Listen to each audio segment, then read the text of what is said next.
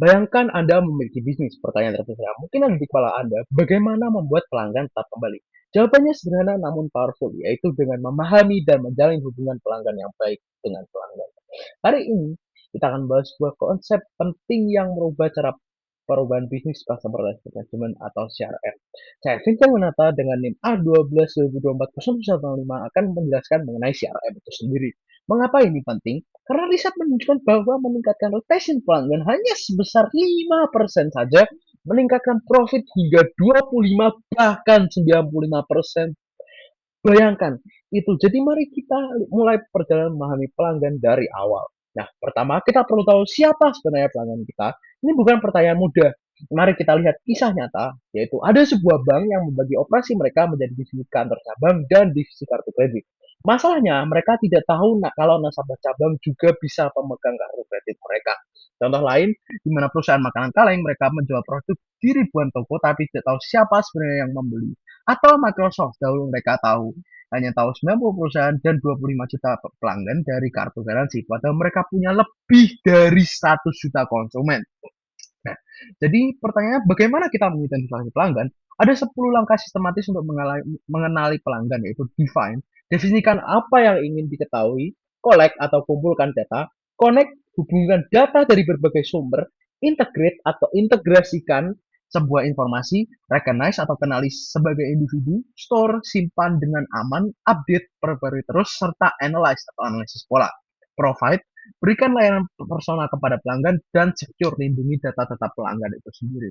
Nah, program praktis yang benar digunakan itu ada frequency marketing, event dan kontes, survei, bahkan promosi yang membuat pelanggan mengangkat tangan mereka sendiri untuk dikenal. Nah, setelah kita tahu siapa pelanggannya, berikut adalah bagaimana menyimpan informasi ini dengan cara yang berguna.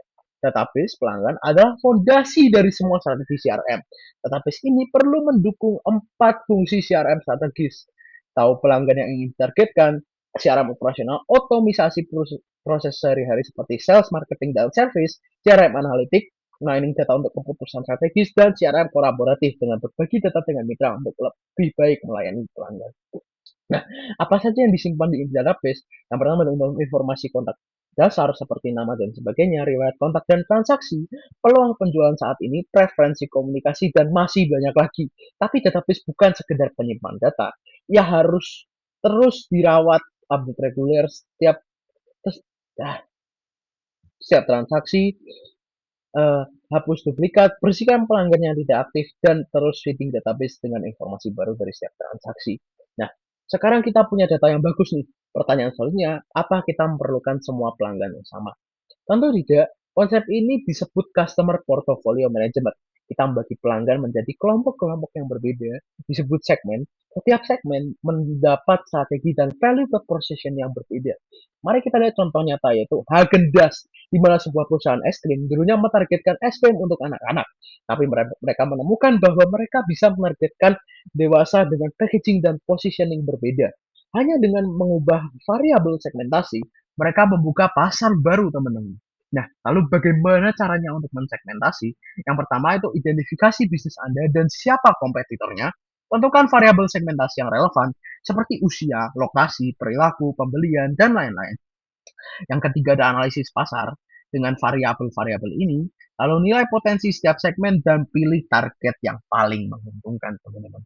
Nah, kita sudah punya segmen nih, tapi dalam segmen yang sama, apakah semua pelanggan nilainya sama? Ya tentu tidak. Ada teknik yang disebut decile analysis, di mana perusahaan kartu kredit dan telekomunikasi sering menggunakannya. Caranya yaitu ada meranking semua pelanggan berdasarkan nilai-nilai bagi menjadi 10 kelompok atau decile. Kelompok teratas adalah 10% pelanggan paling bernilai, kelompok terbawah adalah 10% pelanggan kurang bernilai.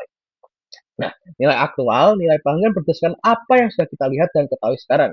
Dan nilai potensial merupakan seberapa banyak yang bisa mereka hasilkan jika kita aplikasikan strategi yang tepat. Untuk mengukur ini, gunakan konsep lifetime value atau LTV. Ini adalah nilai sekarang present value dari semua kontribusi finansial yang akan diberikan pelanggan di masa depan.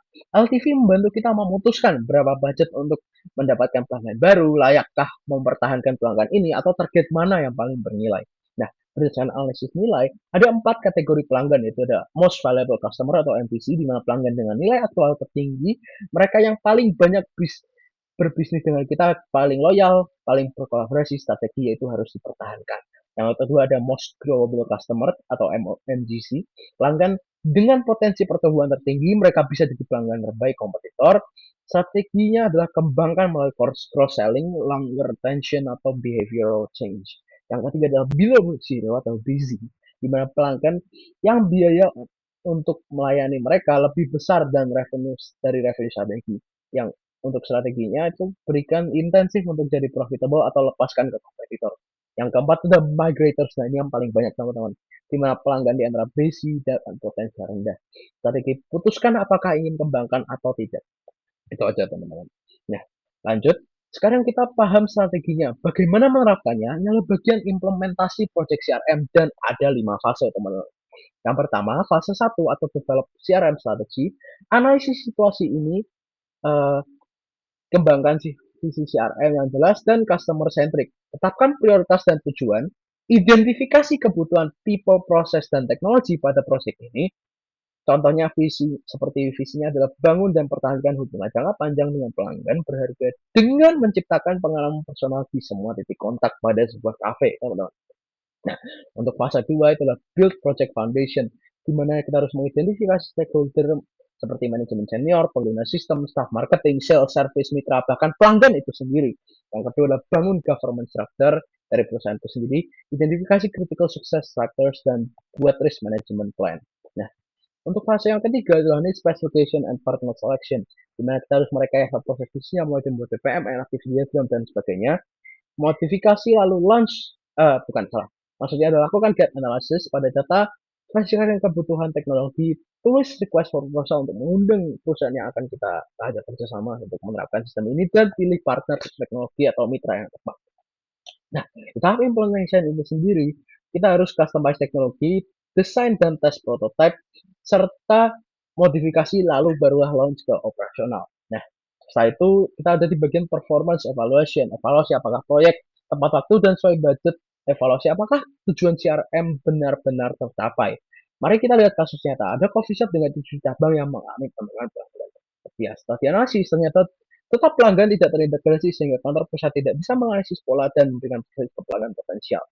Dengan menerapkan 5 fase ini, mereka bisa solve masalah tersebut. Nah, semua strategi di atas bermakna hanya jika pelanggan punya pengalaman baik dengan brand kita. Inilah mengapa customer experience adalah medan persaingan baru.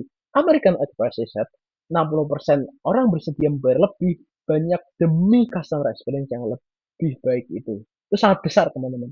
Customer experience bukan hanya tentang transaksi jual beli, ini tentang seluruh interaksi pelanggan dengan brand awareness, consideration, purchase, hingga after sales service. Semakin baik pengalaman mereka, semakin tinggi loyalitas dan word of mouth positif.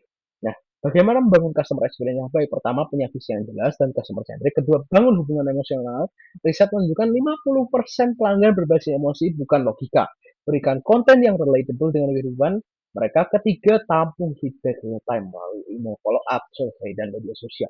Ukur dengan metrik seperti Net Promoter Score atau NPS dan Customer Satisfaction Score atau CSAT untuk tahu mereka mana yang mungkin perlu ditingkatkan. Jadi mari kita recap keseluruhan dari CRM, dimulai dari mengenali pelanggan sebagai individu, menyimpan data mereka dengan sistematis, mensegmentasi mereka berdasarkan karakteristik, membedakan nilai mereka, merencanakan implementasi proyek yang matang, dan menciptakan pengalaman yang memorable. Kunci sukses CRM bukan hanya tentang teknologi, ini tentang integrasikan people, proses, dan teknologi untuk menciptakan nilai berkelanjutan bagi pelanggan dan perusahaan.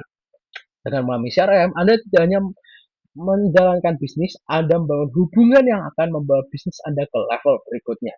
Terima kasih dan sampai jumpa.